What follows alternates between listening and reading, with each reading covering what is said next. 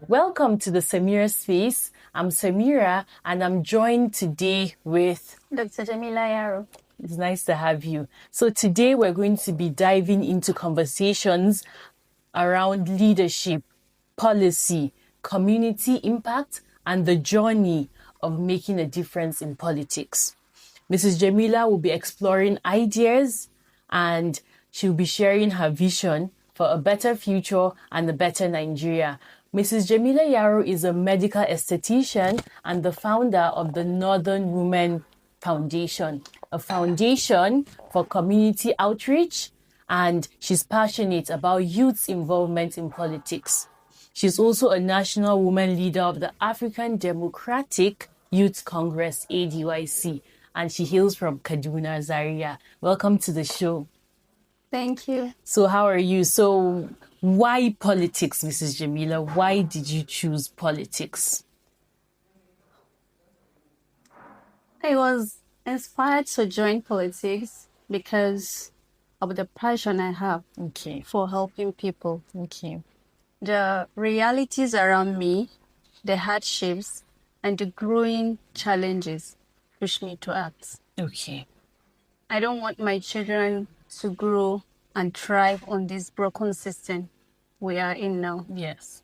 I want a Nigeria whereby parents don't have to send their children abroad for study. A Nigeria whereby citizens don't have to travel abroad in search of jobs. A Nigeria whereby patients don't have to travel abroad for proper medical treatment. I think of the old Nigeria whereby our leaders schooled freely. Yes.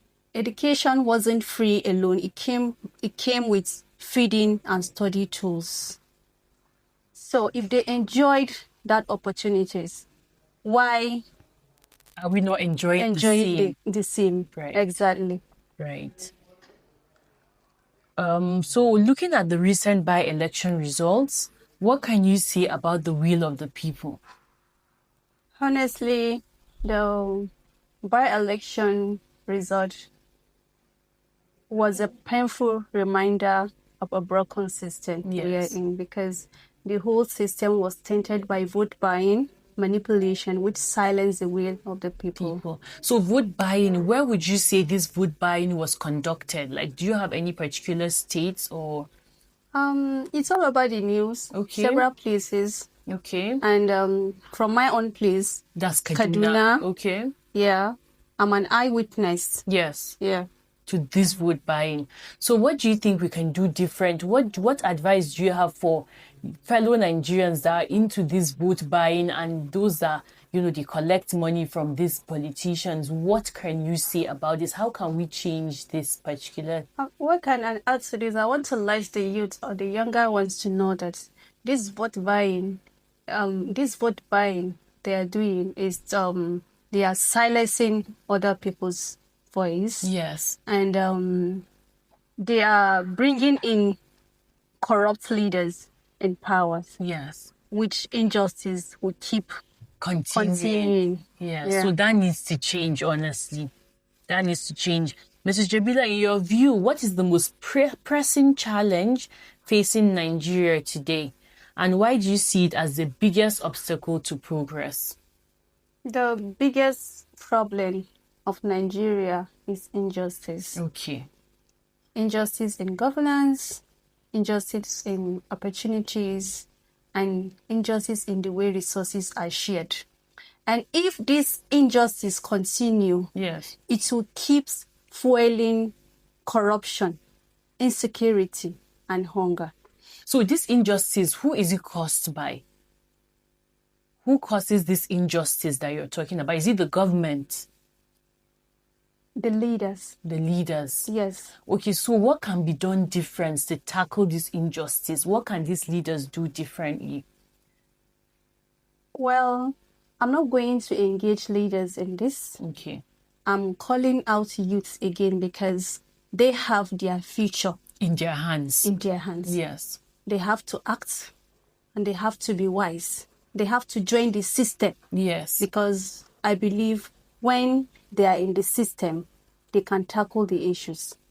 By getting their PVC, right? Yeah. Every youth out there should go get their PVC. Your vote counts and your future is in your hands. So please, we need to take note of that. So, like I just mentioned about the vote buying, it has become a worrying trend in our elections. Why do you believe it is so dangerous for our democracy?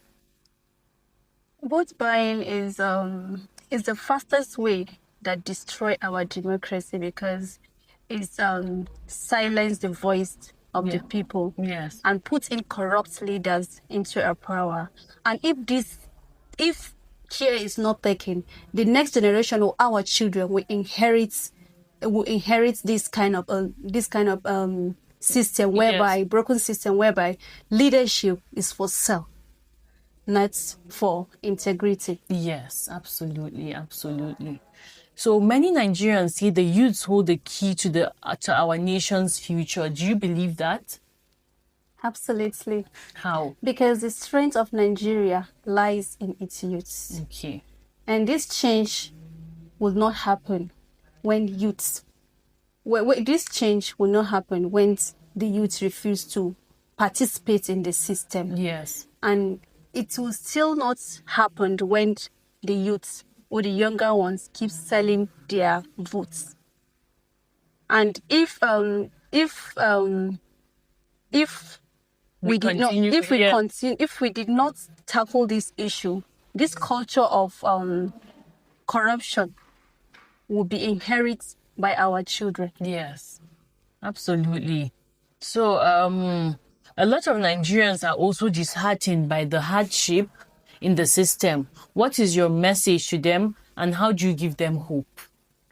I share into this frustration because I feel it too. But frustration alone cannot solve our problem. Okay. Yeah.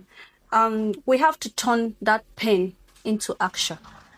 We have to be in the system, like I say. Yes. I am calling out youth all over to participate, be in the system, and reject every aspect of injustice. Okay. So women remain underrepresented in Nigerian politics. What role do you believe women should play in governance and nation building? Women must no longer be the sideline because we have the voice. Yes. We must use our voice. We bring in compassion, resilient, and we are the nation builders. Yes. So I believe when they move with us in decision making and all that is going to be great. Right. So do you have any political role models that you look up to or you believe that you're doing a good job and the youth should follow suit? That should be Malan Nasser El-Rufai. Okay, what's about him? His boldness, the man who can start in the truth lane. Yes. Yeah. Okay, so people like Malan El-Rufai and who else? Who else? Because we don't really have a lot of role models that the youths here in Nigeria, we don't really have a lot of role models to look up to that are also young and, wanting that change. So is there any other person? You mean young person? Yes, that we can look up to. I actually do not have any young person for now because the young ones are not deep into politics. So we're here sharing the awareness and all that. But for Malan El-Rufai, it's him I look up to in politics. Yeah. Yes. So if you had one message do you want to leave to the Nigerian youth watching this episode today? What advice do you have for them? Finally, Nigeria is at a crossroad. We cannot keep doing things the same old way. This is the time for courage, honesty, and unity. I don't want my children I don't want my children to grow in a system that thrive on corruption and injustice. So we have to wake up and take charge of the future. So that's by voting for credible leaders, right? Leadership. Okay. Yeah. So is there any other thing you want to add to this? What I would like to add is I will still insist on this voters card. I'm Okay. calling out the young ones, the 18s, to go and get their voters registration done so they can participate, because it is the only weapon that we can defeat this current leadership. So, and the age is from 18 years From 18 years. Yeah. upwards. Okay. So, where's the registration done? Is also done online, right? Yes, registration is available online for now, and physical. There, you would be able to choose that when you register online. Thank you so much for tuning into the Samira Space. And if you enjoyed this conversation with Miss Jamila, make sure you follow us on all our social media platforms on YouTube, Instagram, Facebook at the Samira Space to catch up with the conversation. And if you have any other questions, and also until next time, let's keep talking about the change we want to see. Goodbye for now.